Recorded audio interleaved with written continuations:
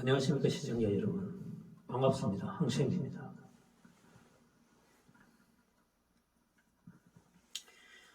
이번 시간에는 천부경이 우리 한민족에게 전해 내려온 갱론을 따라가 보면 삼국유사에 기록된 당군신화에 이르게 되는데, 이 신화 속에 전해져 오는 수의 상징성을 한번 공부해 보기로 해보겠습니다.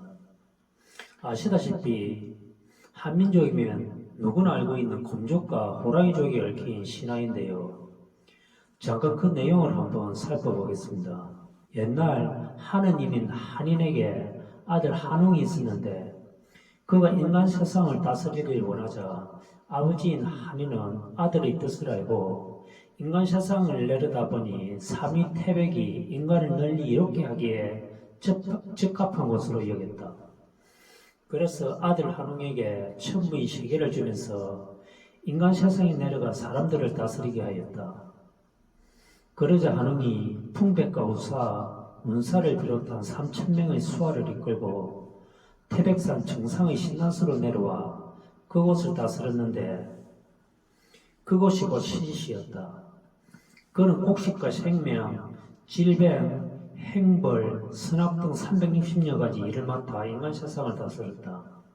그때 곰과 호랑이가 한웅에게 인간이 되게 해달라고 간청하였는데, 한웅은 이들의 간청을 들으면서 쑥 한 자루와 마늘 20쪽을 주면서 그것을 먹고 100일간 햇빛을 보지 않으면 사람이 될 수 있다고 말하였다. 이 두 곰과 호랑이 가운데 곰은 시키는 대로 하여 37일 만에 여자로 변하였으나 호랑이는 이를 참지 못하고 뛰쳐나가 사람이 되지 못하였다. 사람이 된 웅녀는 혼인할 나이가 되었음에도 혼인할 상대를 찾지 못하자 신단수 아래에서 아이 갖기를 기원하였다. 그러자 한웅이 인간으로 변해 웅녀와 혼인하였고 그 뒤 아이를 낳았는데 그가 당공왕금이다. 이련이 쓴 삼국유사에 기록된 내용을 잠시 살펴봤습니다. 신화 속에서 수는 천부의 세계와 쑥 한 자루, 마늘 20조, 3,7일 등에서 찾아볼 수 있는데, 이 수에서 삼수원리의 천부인 셋은 물론 하나에서 셋이 나오는 원리를 상징하고 있습니다. 그 뒤에 따라 나오는 쑥과 마늘의 수는 1 플러스 20은 21로 나타낼 수 있으며 3,7일 또한 3 곱하기 7은 21로 동일한 상징성의 수로 볼 수 있습니다. 쑥과 마늘의 수는 21이 4 곱하기 5 플러스 1이 되지만 3과 7의 두 수도 3은 1 곱하기 2 플러스 1과 7은 2 곱하기 3 플러스 1과 같은 2차 방정식으로 볼 수 있습니다. 따라서 이 셋은 모두 동일한 패턴과 성질을 가진 수로 볼 수 있지만, 쑥과 마늘의 상징수 21은 음양중 가운데 음과 양에 해당하는 수식이고, 3과 7은 중의 가운데 중심에 위치한 수식으로 구별해 볼 수 있습니다. 음과 양의 이분법 구조에 중이 생기게 되면 음양중의 3분법 구조가 되는데, 이때 가운데 생성된 중의 수식은 이처럼 위에 꼭지점에서 아래 성분의 수직으로 내려온 성분에 해당되는 방정식으로 볼 수 있습니다. 이 방정식은 여기서 보듯이 1에서 시작된 자연수를 피라미드 구조로 쌓아 4분법의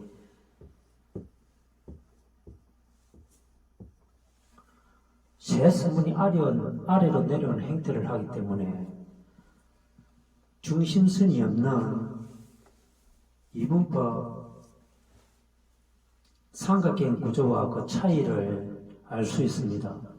이렇게 생긴 중앙수식에는 1, 3, 7, 13, 21의 수열이 나타나게 되는데, 이 수열에서 3과 7의 수열을 발견할 수 있습니다.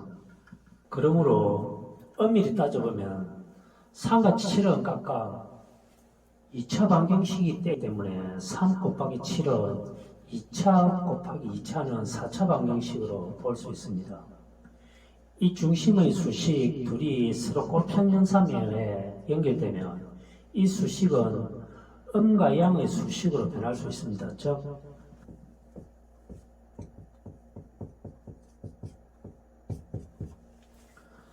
3 곱하기 7은 4 곱하기 5 플러스 1이 되기 때문에 4와 5도 각각 2차 방정식인 4는 1 곱하기 3 플러스 1이 되고 5는 2 곱하기 2 플러스 1로 구분할 수 있습니다.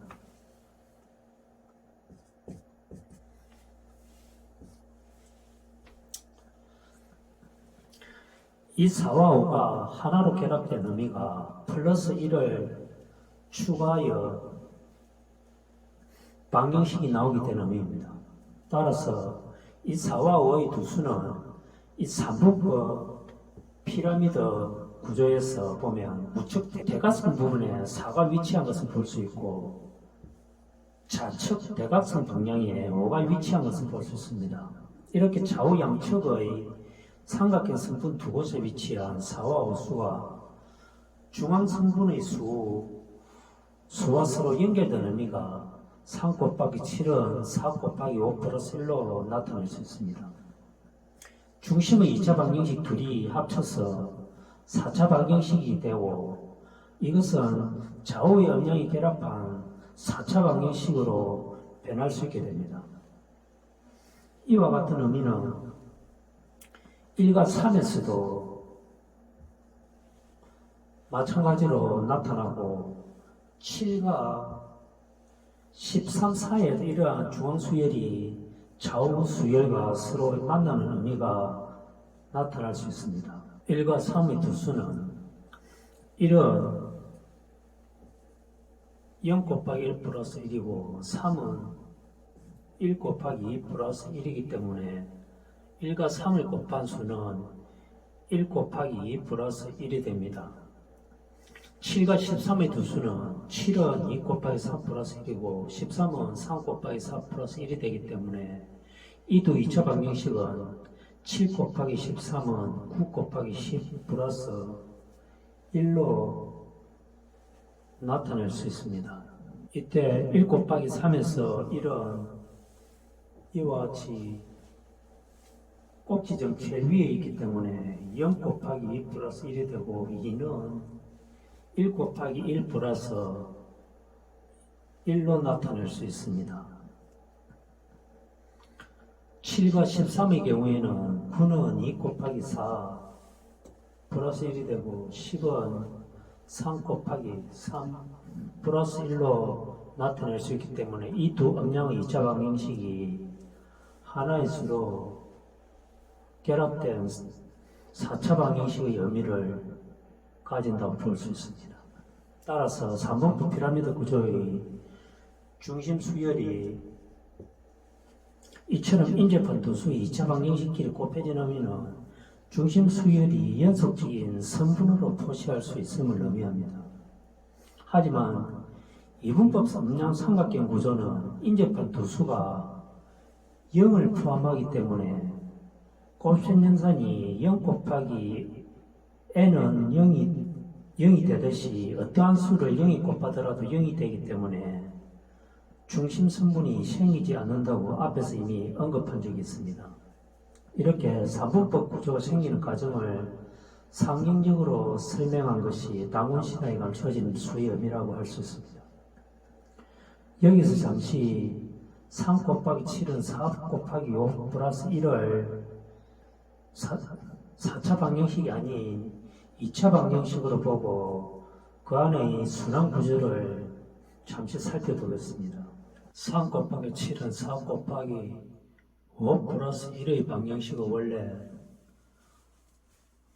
플러스 1 부분이 플러스 1 곱하기 1과 같이 1의 제곱수로 표시해야 맞습니다. 1이나 1 곱하기 1이나 별 상관이 없기는 하지만 이 수식이 순환 구조가 되려면 좌우 양방향으로 수가 순환하기 때문에 순행과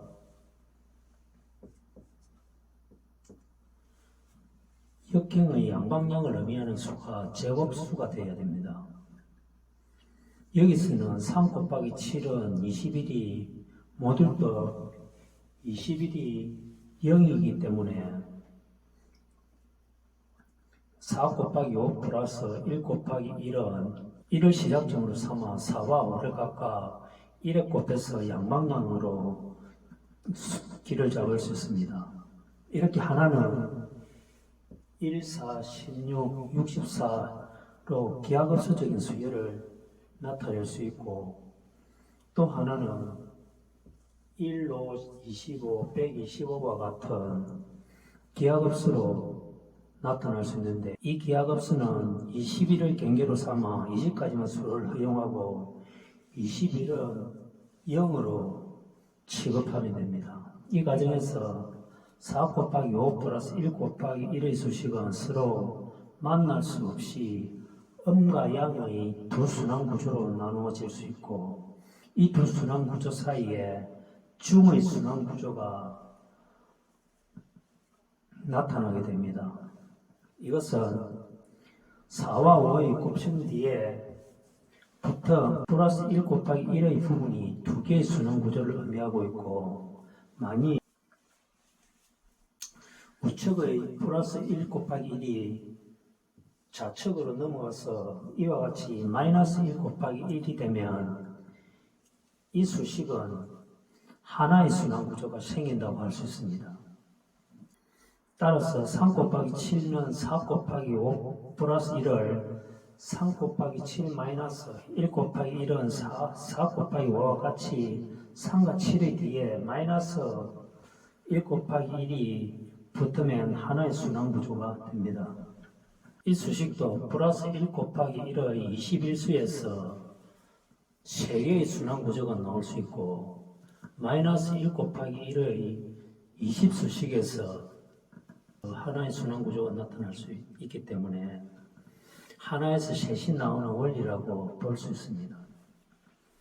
4 곱하기 5 플러스 1 곱하기 1의 수식에서 21 안에 20수의 순환 구조가 나타날 수 있고, 두 개의 순환 구조를 찾으려면 40수를 계산해 봐야 하는데, 이 과정을 거치지 않고 핵심적인 부분만 찾으려면 4 곱하기 5를 이용하여 찾을 수 있습니다. 즉 21은 0이기 때문에 4 플러스 17은 이와 같이 4는 마이너스 17이 되고, 5 플러스 16은 0이 5는 마이너스 16과 같이 바꿀 수 있기 때문에 4 곱하기 5의 수식은 마이너스 17 곱하기 5 플러스 1이 17 곱하기 5 마이너스 1로 변하고, 4 곱하기 마이너스 16 플러스 1은 4 곱하기 16 마이너스 1과 같은 수식으로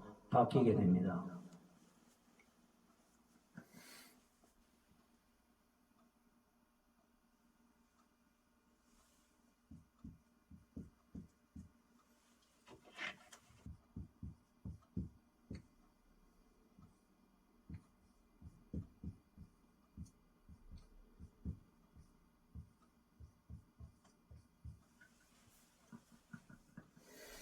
이 두 수식에서 17 곱하기 5 마이너스 1은 이와 같이 1에서 시작하여 5를 거쳐 17에서 1로 다시 되돌아오는 순환 구조가 나타날 수 있고, 4 곱하기 16 마이너스 1의 수식은 1에서 4를 곱해보면 16에서 다시 1로 되돌아오는 순환 구조가 나타날 수 있습니다. 이렇게 5와 17은 1에서 양방향의 위치에 배치된 수를 의미하고, 4 곱하기 16 마이너스 1도 1에서 양방향으로 순환하는 수를 의미하게 됩니다. 이렇게 나타난 수식은 4 곱하기 21이고 3 곱하기 21이 되기 때문에 처음 21수의 4배수와 21수의 3배수로 각각 나타나게 됩니다. 이렇게 21수 안에 20수를 계산해 보면 그 안에 동일한 수열이 서로 겹치기 때문에 그것이 음양의 중심에 해당하는 수열이라고 할 수 있습니다. 이렇게 하면 순환하는 수식의 대략적인 구조를 이해할 수 있을 것입니다. 당군 신화에 나오는 수의 상징적 의미와 비슷한 대목이 고대 서양 철학자인 플라톤이 저술한 티마이오스에서 나오는 것을 볼 수 있습니다. 플라톤의 동굴의 비유는 당군 신화에서 곰이 여인으로 변신한 과정 또한 동굴 안에서 벌어진 일이라는 점에서 일목상통하는 이야기입니다. 플라톤의 동굴 안에는 평생 동굴 안에 갇혀있는 죄수들이 동굴 밖의 세상을 경험하지 못했기 때문에 동굴 안의 세상이 점프라고 생각하는 것이 현실과 이데아 사이의 괴리라고 말하고 있습니다. 그러므로 플라톤은 이데아가 진짜이고 동굴 안과 같던 현실은 가짜라고 주장하는데 당군 신화에서는 곰이 여인으로 변하는 과정은 2차 방정식이 4차 방정식으로 변해 중심에서 음양이 위치한 밖으로 벗어날 수 있음을 간접적으로 시사하게 됩니다. 이는 평범한 사람도 정신술이나 명상을 통해 그 자신의 한계를 벗어나 더 큰 존재로 탈바꿈할 수 있음을 설명하는 대목입니다. 이제 플라톤이 서술한 티마이오스를 보면 거기에는 플라톤이 데미우르고스라는 창조주를 통해 세상을 창조하면서 거기에 지성과 혼을 불어넣은 3차 생명체가 탄생하게 되는 과정을 묘사하고 있는 것을 볼 수 있습니다. 이 과정을 대략 정리하여 인용해보면 다음과 같습니다. 플라톤은 그 당시 널리 알려진 사원소인 불, 공기, 물, 흙의 물질을 사용하여 데미우르고스로 하여금 우주 몸통의 구성 성분이 되게 하였고 우주가 살아있는 생명체가 되기 위해서는 지성과 혼을 우주 몸통 안에 집어넣어야만 한다고 생각했습니다. 그렇게 하면 3차원 우주 몸통은 4가지 원소 가운데 2개의 원소가 중간하기 되어야 함을 의미합니다. 3차 입체에서는 2개의 중간항이 필요하고 2차 평면에서는 1개의 중간항이 필요하기 때문에 4원소인 불, 공기, 물, 흙을 각각 비례관계를 사용하여 불 대 공기는 물 대 흙의 관계를 설정하면 중간에 공기와 불의 2개의 중간항이 될 수 있습니다. 또한 불 대 공기는 공기 대 물과 같이 중간에 2개의 공기를 배치하면 1개의 중간항으로 설정할 수 있습니다. 이들의 비례관계는 2개의 중간항이 있을 때 공기 곱하기 물은 불 곱하기 흙으로 나타낼 수 있고 1개의 중간항이 있을 때에는 공기 곱하기 공기는 불 곱하기 물과 같이 나타낼 수 있습니다. 이렇게 2개의 중간항이 있으면 이를 타자성으로 표현하고 있고 1개의 중간항이 있을 경우에는 동일성으로 표현하고 있는 것을 볼 수 있습니다. 두 원소가 같으면 동일성의 개념이 되고 두 원소가 다르면 타자성의 개념이 되는 것이죠. 이처럼 동일성과 타자성으로 나누면 이 두 개념은 하나의 꼭지점을 둔 삼각형이 동일성을 나타내고 있고 2개의 꼭지점을 가진 사각형이 타자성을 나타낸다고 볼 수 있습니다. 여기에 1, 2, 3, 4, 5, 6과 같은 자연수가 구성되어 있는 직선이 있다고 가정해 보겠습니다. 이 직선에 있는 임의의 수사 하나와 3과 4의 둘을 선택하여 중심으로 삼습니다. 이렇게 직선이 삼각형과 사각형이 되는데 이때 직선은 원을 상징하게 되고 삼각형과 사각형은 각각 인간과 땅을 상징하게 됩니다. 4의 중심이 삼각형의 중심에 위치하게 되면 1부터 7까지의 수에는 각각 1과 7, 2와 6, 3과 5, 4와 4와 같은 짝이 생기는데 이들 짝은 그 합이 8로서 동일하지만 곱은 1 곱하기 7, 2 곱하기 6, 3 곱하기 5, 4 곱하기 4처럼 그 차이가 남을 알 수 있습니다.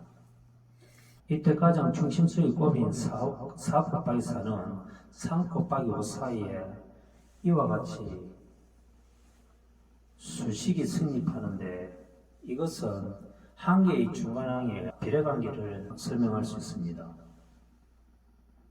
이때 가장 중심수의 곱인 4 곱하기 4와 3 곱하기 5 사이에는 이와 같이 수식이 성립하는데 이 수식은 한 개의 중간항의 비례관계가 성립함을 설명하고 있습니다. 하나의 중간항인 4 곱하기 4에는 3 곱하기 5와 더불어 비례관계가 성립하지만 이 수식에는 플러스 1 곱하기 1이라는 무시할 수 있는 오차가 들어있는 것을 볼 수 있습니다. 하지만 이 오차 부분의 수가 커질 수 있다면 이 부분도 무시하지는 못할 것입니다. 사각형 구조에서는 중간은 3 곱하기 4를 곱하면 3 곱하기 4는 2 곱하기 5 플러스 1 곱하기 2라는 두 개의 중간항이 다른 분수와 비례관계를 맺고 있는 것을 볼 수 있습니다. 이 공식에서도 마찬가지로 오차 부분이 플러스 1 곱하기 2와 같이 이와 같은 수는 작은 수이기 때문에 무시할 수 있다고 볼 수 있습니다. 이 부분이 큰 수라면 물론 무시하면 안 되겠죠.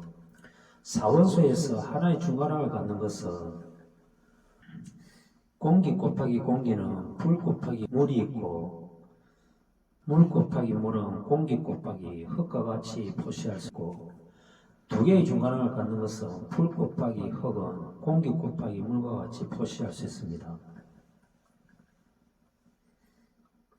플라톤은 사원수 사이에 이러한 비례관계를 적용하였기 때문에 우주의 삼차원 천구를 볼 수도 만질 수도 있는 것으로 티마이우스에서는 묘사하고 있습니다. 사원수의 비례관계에서 형성된 우주의 몸통은 7가지 운동을 한다고 주장하는데 이 7가지 운동은 원의 회전운동이 하나이고 나머지 6가지 운동은 상하와 좌우 앞뒤의 직선운동으로 설명하고 있습니다. 이 원운동과 직선운동은 곱셈과 덧셈, 2차원과 수식으로 나타낼 수 있기 때문에 1차원 덧셈 관계가 사각형 구조에서 보면 1 플러스 6은 2 플러스 5가 되고 3 플러스 4가 되는 등 상하 좌우 앞뒤를 상징하는 6수가 1에서 6까지의 수라고 볼 수 있습니다.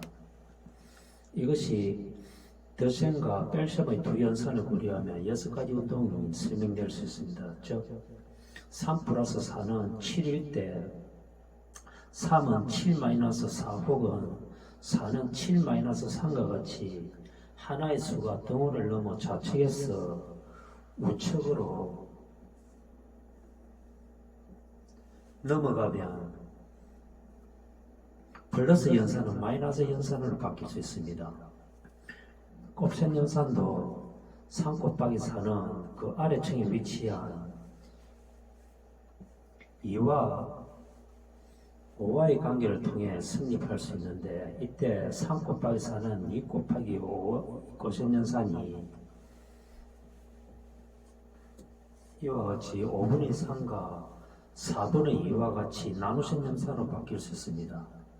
또한 3과 4, 2와 5, 1과 6의 두 수 사이에는 원운동이 나타날 수 있습니다. 이 원운동은 1과 6 사이에 1, 6, 1과 같이 두 수의 순환 운동이 나타날 수 있는데 이때 1에 6을 곱하게 되면 1이 36이 되기 때문에 이 엑스는 모듈이 5 곱하기 7의 0이 되는 연산이 성립합니다. 또한 2와 5 사이에도 5가 6을 곱하면 2가 되기 때문에 이 30의 수는 2와 같기 때문에 모듈은 4 곱하기 7은 0이 성립할 수 있습니다.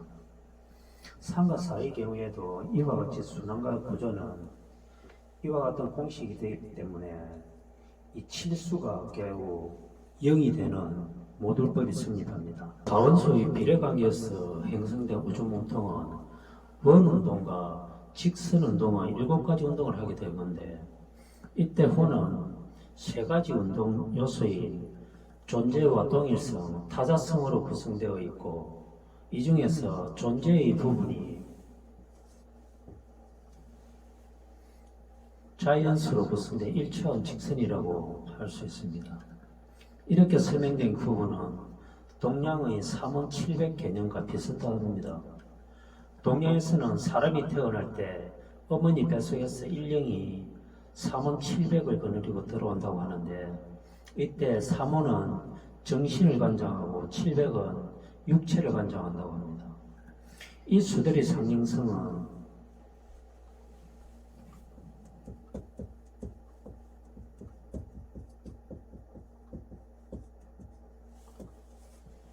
이와 같이 3 곱하기 7은 마이너스 1이 되고, 이 수들의 상징성은 3 곱하기 7 마이너스 1은 4 곱하기 5와 같은 수식으로 나타낼 수 있는데, 이때 마이너스 1 부분이 일령을 상징하는 수라고 볼 수 있습니다. 플라톤은 이 육체 부분이 7가지 운동을 한다고 설명하고 있는데, 이 부분은 아마도 3차원 입체인 완전한 구를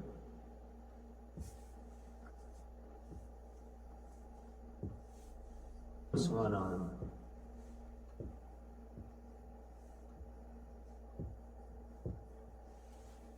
6개의 점이 상하, 좌우, 앞뒤의 중심에 위치하므로